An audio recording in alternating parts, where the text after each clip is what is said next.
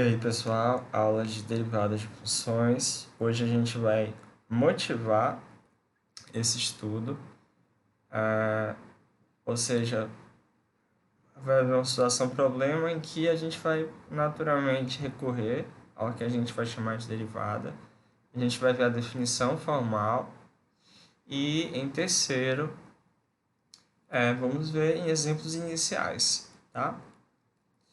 Modelos de crescimento de população irão ser de particular interesse para nós. Seja n de t a quantidade da população no instante t. Tá?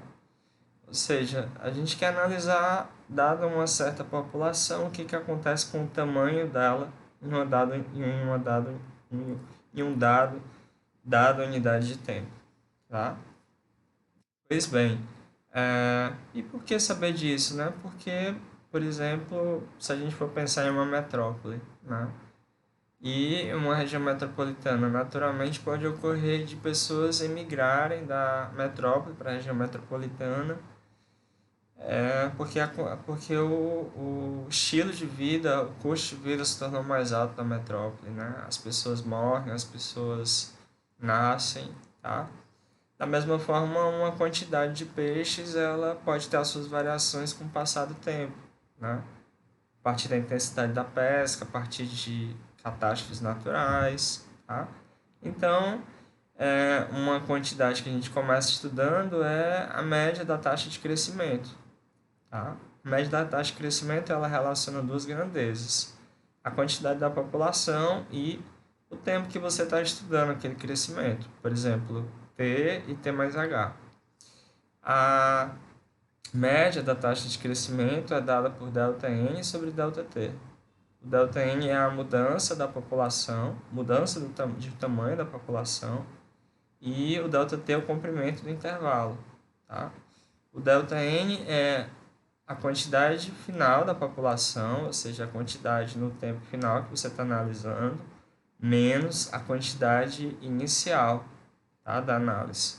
E o ΔT é o tempo final menos o tempo inicial.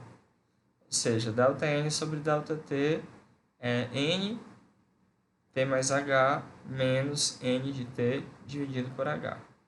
Tá? Ou seja, isso é dado em unidades de habitante, né, por tempo. Tá? Então, vamos a um exemplo para entender melhor essa fórmula. Se T é medida em semanas e N de T é medida em milhares, consideremos valores para entender melhor a fórmula acima. A gente vai estudar uma dada população que inicialmente tem 10.000 habitantes, tá? Ao longo de 3 semanas, tá? Ou seja, o tempo inicial é o tempo t igual a 1 e o meu h é 2, tá? Eu vou analisar então entre t igual a 1 e t mais h, que é exatamente 3, tá? Então, nós consideramos então que no tempo inicial de análise a população seja de 10.000 habitantes e no tempo final, que na terceira semana, 13.456. Dessa forma, quando eu calculo ΔN sobre ΔT, eu tenho que isso é 13.456 menos 10.000. Tudo isso dividido por 2, tá? Isso me dá 1.728 habitantes por semana. O que isso quer dizer? No tempo t igual a 1, você tinha 10.000 habitantes. Passado uma semana, houve um aumento de 1.728 habitantes, ou seja, a sua população passou a ser 11.728. E na terceira semana, que foi o fim do seu estudo, aumentou mais 1.728 habitantes, ou seja, 13.456. Tá? Ou seja, isso quer dizer que entre a primeira e a terceira semana de análise, houve um acréscimo em média de 1.728 pessoas por semana. Tá? Ou seja, nessa população houve essa quantidade de pessoas que pode ter sido por nascimento, pode ter sido por imigração ou outros fatores. Tá? Então vamos analisar agora um outro problema, que é o seguinte: e se eu quisesse intervalos de tempo cada vez menores? Tá? A Fórmula 1 ela não captura, por exemplo, intervalos menores. Ora, de um dia para o outro as pessoas morrem ou nascem, ou até mesmo se a nossa análise for uma população de peixes, o crescimento da população pode estar influenciado por fatores naturais e intensidade da pesca, por exemplo. Com base nisso, se faz necessário definir a taxa de crescimento instantâneo da população em um dado instante t qualquer. Ou seja, você vai escolher, por exemplo, um t que não seja necessariamente medido em semanas, mas pode ser, por exemplo, em 3 dias, né? Em 12, por exemplo, você vai ter então uma taxa média de quanto aquela população aumentou. E para isso, a taxa média ela, ela vai te ajudar a encontrar esse problema que a gente está questionando, ou seja, qual é a taxa de crescimento instantâneo da população em um dado instante t. Então, a resposta é o seguinte: a gente passa o limite na expressão 1 quando h tende a zero. Ou seja, a gente usa a taxa de crescimento, a média da taxa de crescimento, e faz o h tender a zero. Lembrando que o h é exatamente o ΔT, que é, ou seja, é o comprimento dos tempos, ou seja, o tempo final menos o tempo inicial. Ou seja, você está estudando agora essa taxa de crescimento instantâneo em intervalos de tempo cada vez menores, tá? Ou seja, você reduz um pouco mais o seu cenário a fim de ter respostas mais específicas, por exemplo. Então, a taxa de crescimento instantâneo é o limite, quando h tende a zero, da taxa da média da taxa de crescimento da população. Claro, desde que esse limite exista, tá? O limite 2 é chamado de derivada da função n do ponto t. A partir de agora, nos detemos em entender um pouco da geometria dessa definição, tá?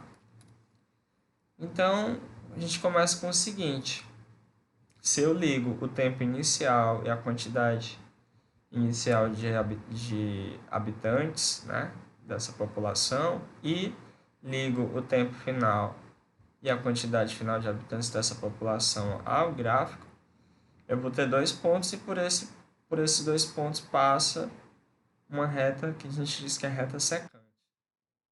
Reta secante é uma vez que ela corta 2 pontos. Essa reta ela tem, por sua vez, coeficiente angular dado por ΔN sobre ΔT, que é exatamente a média da taxa de crescimento. Tá? Quando a gente faz h tender a zero, essa reta que a priori era secante, ela vai convergir para uma reta tangente. Tá? Ou seja, ela vai, a partir de agora, tocar em um só ponto. Que ponto é esse? É o ponto t, n de t do gráfico de n. Tá? Vamos clarear tudo isso. Tá? Eis o gráfico de n. Tá? No eixo x eu tenho o eixo dos tempos e a tua análise está entre t e t mais h.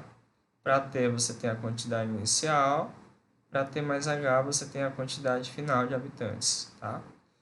Então, esses 2 pontos que foram citados no slide anterior, por eles passa uma reta, essa reta é uma reta secante.